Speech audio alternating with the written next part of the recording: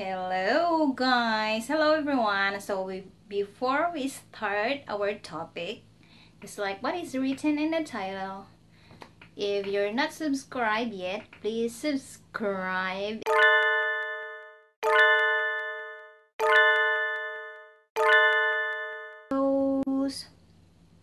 I cannot promise that I will speak English straight because this experience was happened to me here in the Philippines. And to those who don't know how to turn on the captions, if you're using a cell phone, if you can see the three dots right there in the right side, click the three dots and then click captions or CC. Click the CC and then captions, and then choose the captions you want. If it's English, English. And for those who's using a laptop computer, click right here down in the settings.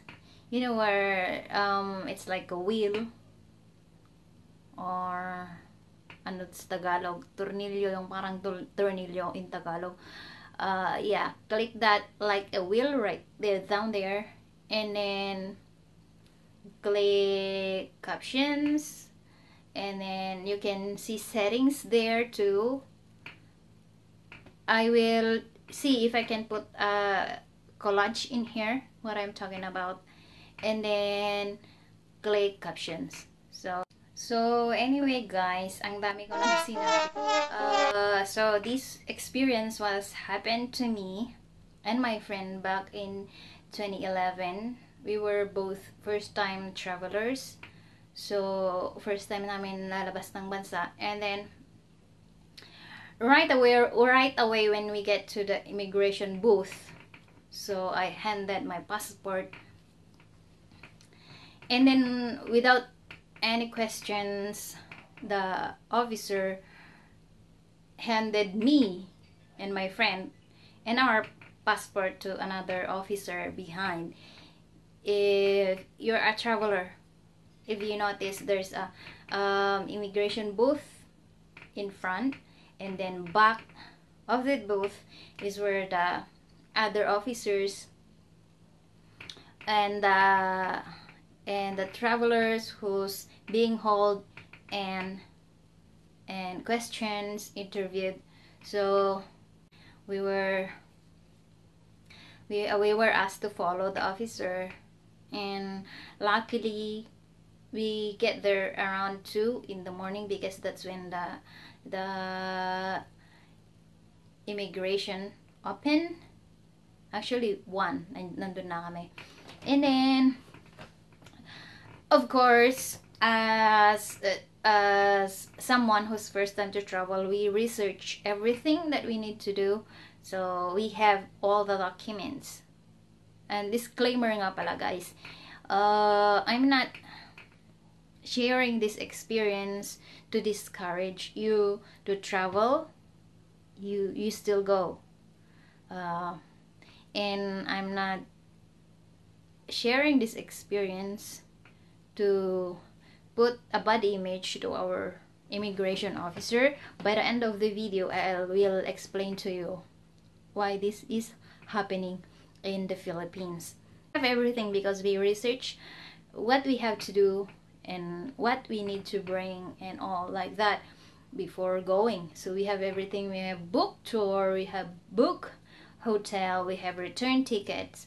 So the officer who's handling us asked this from us, so we gave her. Then she first asked about our passport, why it's new, our mistakes, which I think we did not research about it anymore. We did not bring our old passport. So if you're first time traveler who has an old passport before that was never been used, I suggest or advise to still bring it with you. Anyway, and then she asked our hotel bookings, our tours. We also have tours, and then she wasn't satisfied yet. She asked how much money do we have. So we showed the cash. We have, I think, 20 each, 40 each cash with us. And she's not satisfied with just saying how much money do we have. We have to show it. And then she's not yet satisfied about that. She still doesn't believe that we're capable to travel, that we can afford to travel.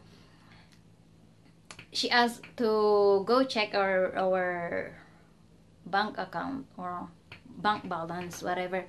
There's an ATM machine outside the immigration. If you're a traveler, you have noticed that already too. So although we have brought a bank statement, the officer who's handling us, she doesn't like that. She doesn't accept that. She want is on the spot balance, bank balance. So we went to check our balance from the ATM and then handed her the piece of paper. And by the way, guys, also you have to bring an extra ID. Although it doesn't, another disclaimer, this doesn't happen to every traveler. So this doesn't happen to every first time traveler. This is happen randomly. So what randomly means, paki-google na lang po. So disclaimer, this doesn't happen to all travelers or all first time travelers. So ayun na nga. So everything is handed to the officer. Our bank balance, she has seen the cash that we have, and then because we have a bit at our age, we have that kind of savings, and we also have a cash on us, and then it became a red flag to the officer. We're going only to Singapore for 3 days. How come we have a lot of money in us? And she asked if that's the money is put there on purpose or whatever. And then we asked her to call the bank if the money is just put there on purpose. So she did call the bank, and she found out that the money was deposited like monthly. It's not just put there in one time, big time, for this purpose. And then she's not satisfied yet.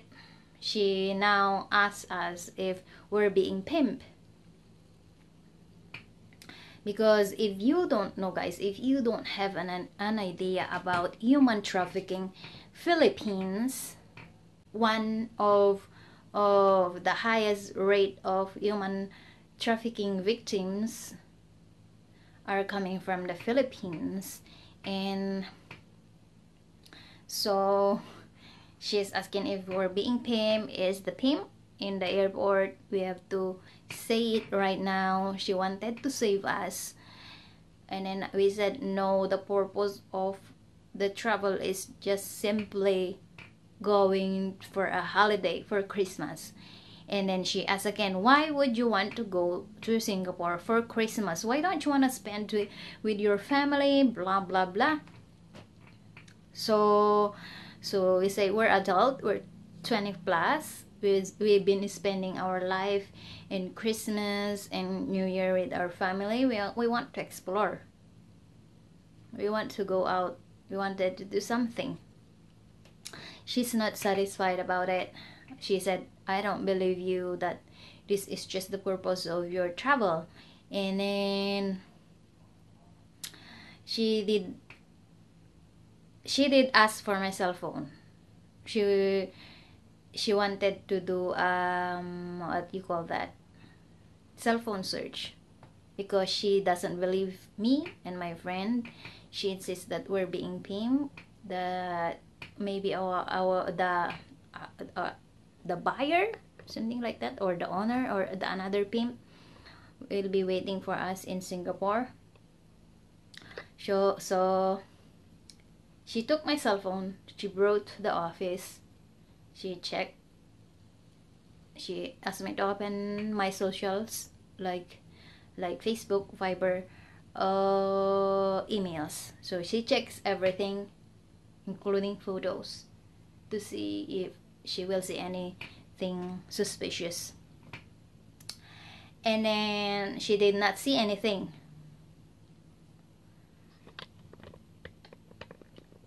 But we're now being held for 5 hours, something like that. She's still suspicious with all the questions that she asked, with all the documents that we've given her.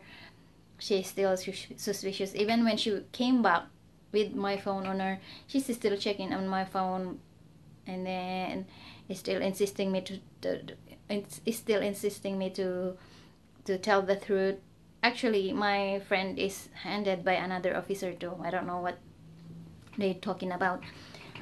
And then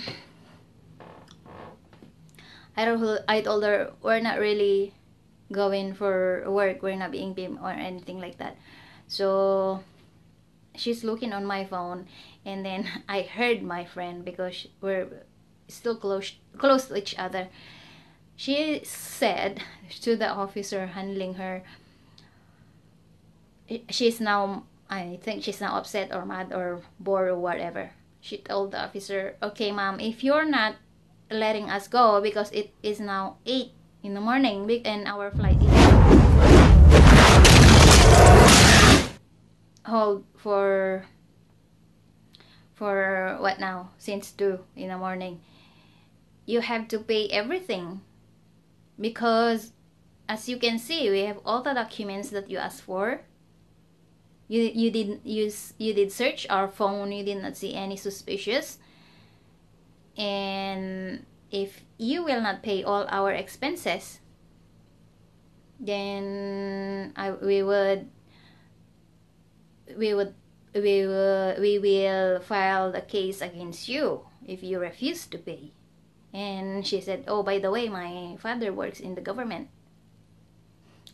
And then the officer actually says, we don't care if your father works for the government. There's no power trip here.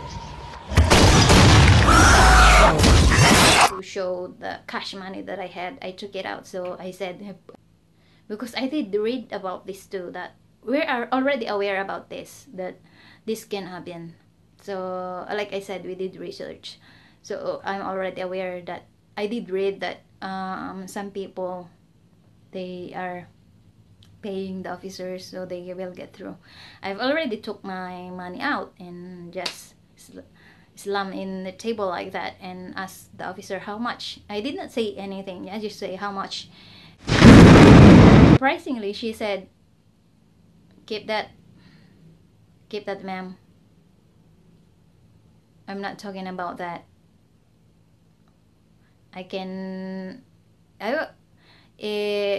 If I will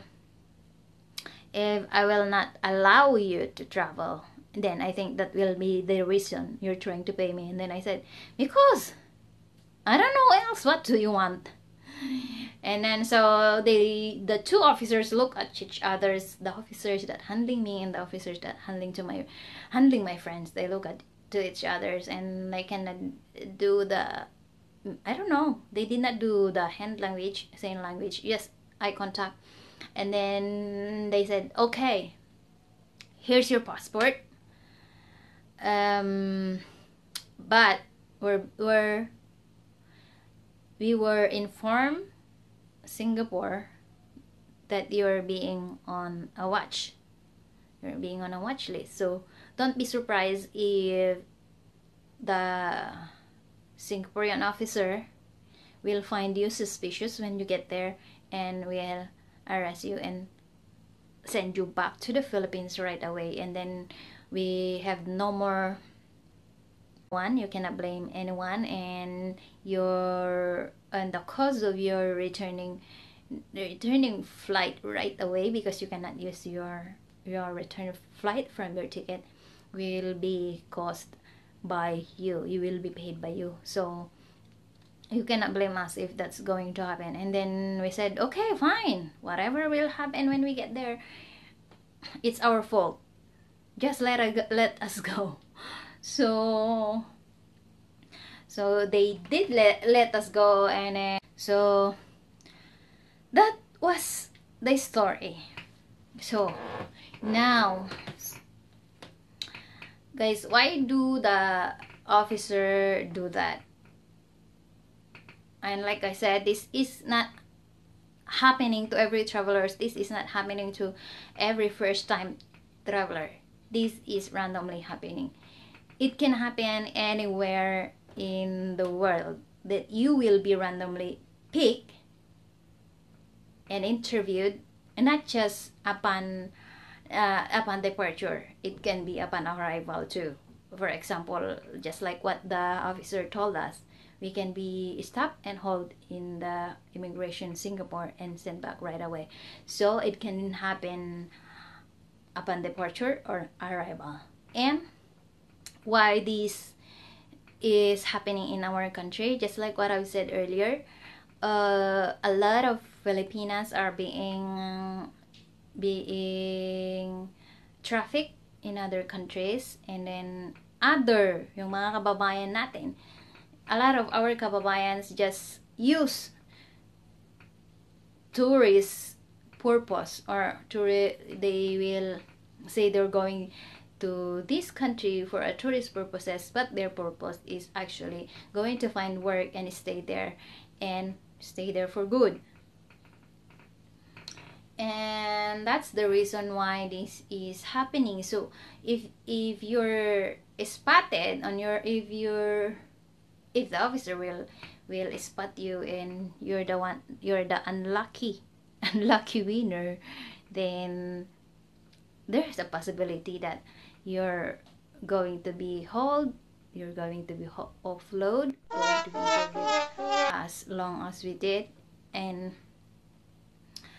but still, don't lose hope. And this video is, like I said, it's not to discourage anyone. You can still travel, but don't do anything that, just like what I've mentioned. If you think you're being trafficked, if you think somebody invited you for exploitation, don't go. You know what is right and what is wrong. And for other Filipinas too that uses tourist visa or going out of the country as a tourist and then stay there, find a work there, please, for the sake of other, this is the reason why they are being tight in the immigration, because of these matters. We all know what's right and what's wrong. So anyway, guys, I hope you learn something about this topic. And for those who's not subscribed yet, like I said, click the subscribe now so you get notification. The reason why I made this video is the view, it's not really that high, but it's not my usual view actually of these upload. Looks like it's interesting to you, so I made this to add up.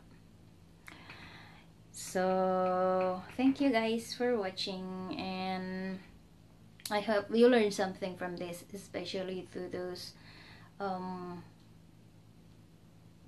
Filipina young ladies out there that who wants to travel and traveling for the first time. So thank you guys for watching. Thank you everybody for watching, and see you in my next video. Bye.